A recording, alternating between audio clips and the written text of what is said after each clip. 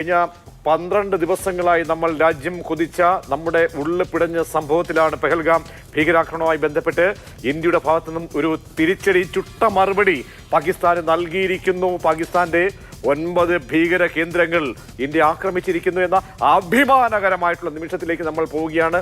ഏറ്റവും പുതിയ വിശദാംശങ്ങളിലേക്ക് നമ്മൾ പോകാം. 9 കേന്ദ്രങ്ങൾ ആക്രമിക്കുന്നു എന്ന് പറയുമ്പോൾ അത് സൈനിക കേന്ദ്രങ്ങളല്ല, സിവിലിയൻസിനെ നമ്മൾ ആക്രമിച്ചിട്ടില്ല. കൃത്യമായിട്ട് നമ്മൾ പ്ലാൻ ചെയ്ത ഫലപ്രദമായ പദ്ധതി അത് വിജയം കണ്ടിരിക്കുന്നു എന്നാണ് ആദ്യ ഡേറ്റാസ് നമുക്ക് ലഭ്യമായിക്കൊണ്ടിരിക്കുന്നത്. ബസന്തിലേക്ക് കൂടി പോവുകയാണ്. ബസന്ത്, ഇപ്പോൾ പറഞ്ഞതുപോലെ തന്നെ അറിഞ്ഞതുപോലെ തന്നെയും സ്ഥിരീകരണങ്ങൾ ഒഫീഷ്യൽ ഹാൻഡിലുകളിൽ നിന്നും കിട്ടിയ വിവരങ്ങൾ അനുസരിച്ച് ഇന്ത്യയുടെ തിരിച്ചടി സംബന്ധിച്ച് എന്താണ് ഏറ്റവും പുതുതായി നമുക്കറിയാൻ കഴിയുന്ന വിവരങ്ങൾ?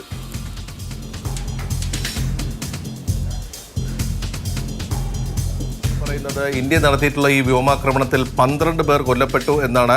55 ഭീകരർക്ക് പരിക്കുണ്ട് എന്നുള്ള വിവരമാണ് പുറത്തു വരുന്നത്. പഞ്ചാബിലെ ബാവൽപൂർ, കോട്ട്ലി, മുസാഫറാബാദ് തുടങ്ങിയ മേഖലകളിലുള്ള പാകിസ്ഥാൻ സഹായിക്കുന്ന ഭീകര കേന്ദ്രങ്ങൾക്ക് നേരെയാണ് ഇന്ത്യ ആക്രമണം നടത്തിയിട്ടുള്ളത്. വ്യോമാക്രമണമായിരുന്നു.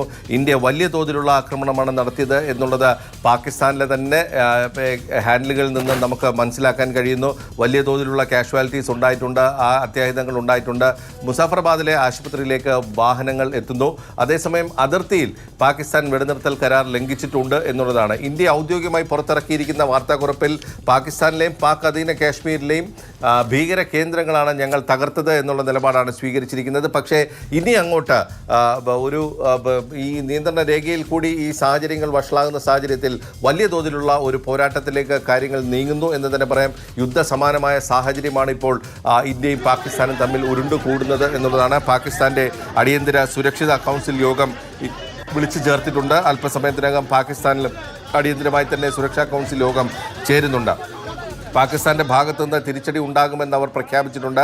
അവരുടെ തീരുമാനത്തിനനുസരിച്ച് അവരുടെ പ്രഖ്യാപിത സമയത്ത് അവർ നടത്തുമെന്നാണ് പാകിസ്ഥാൻ DG ISPR അറിയിച്ചിരിക്കുന്നത്.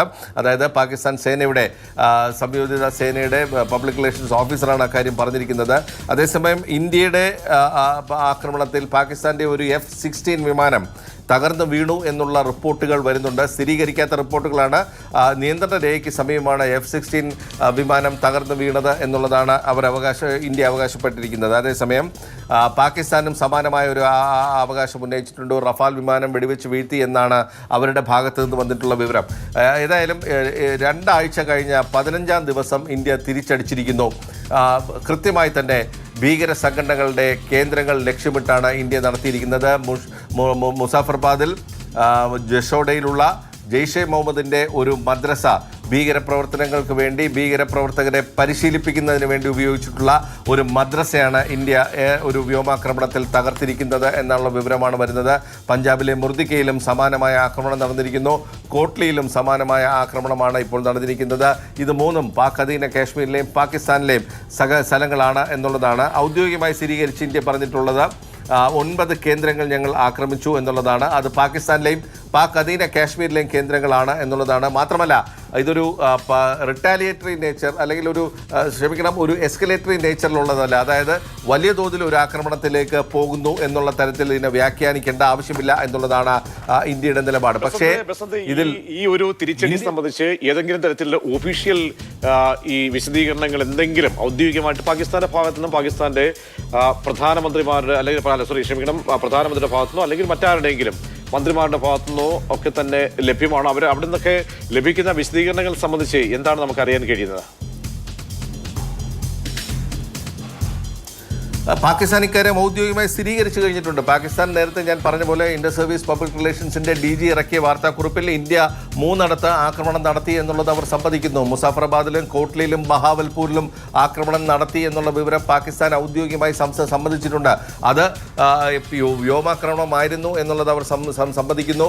മാത്രമല്ല മറ്റൊരു കാര്യം അവർ പറയുന്നത് ഇന്ത്യയുടെ ഓൺ സ്പേസ് അല്ലെങ്കിൽ ഇന്ത്യയുടെ അതിർത്തിൻ്റെ പുറത്തുനിന്ന് കടന്നു കയറിയിട്ടില്ല, പാകിസ്ഥാൻ അതിർത്തി കടന്നു കയറിയിട്ടില്ല, ഇന്ത്യയുടെ അതിർത്തി നിന്നുള്ള ഒരു ആക്രമണം തന്നെയാണ് നടത്തിയിരിക്കുന്നത് എന്നാണ് പാകിസ്ഥാൻ അവകാശപ്പെടുന്നത്. ഇതിന് ഞങ്ങൾ തിരിച്ചു കൊടുക്കും, തിരിച്ചടി നൽകും എന്ന് പാകിസ്ഥാൻ അവകാശപ്പെടുന്നുണ്ട്. പക്ഷേ അതിനിടയിലാണ് ഇപ്പോൾ ഒരു F-16 വിമാനം തകർന്നു വീണു എന്നുള്ള വിവരം കൂടി പുറത്തു വരുന്നത്. അങ്ങനെയാണെങ്കിൽ വലിയ പോരാട്ടം ആരംഭിച്ചിരിക്കുന്നു. ഇന്ത്യ അവകാശപ്പെടുന്ന പോലെ ഒരു 9 കേന്ദ്രങ്ങൾ മാത്രം കേന്ദ്രീകരിച്ചിട്ടുള്ള ഒരു ആക്രമണമായിരുന്നില്ല. വലിയ തോതിൽ വലിയ വ്യാപ്തിയിലുള്ള ഒരു ആക്രമണം തന്നെയാണ് ഇന്ത്യ നടത്തിയിരിക്കുന്നത്. അത് പാകിസ്ഥാനിലേക്ക് കടന്നു കയറിയിട്ടുണ്ട് എന്ന് തന്നെ നമുക്ക് വിലയിരുത്തേണ്ടി വരുന്നു.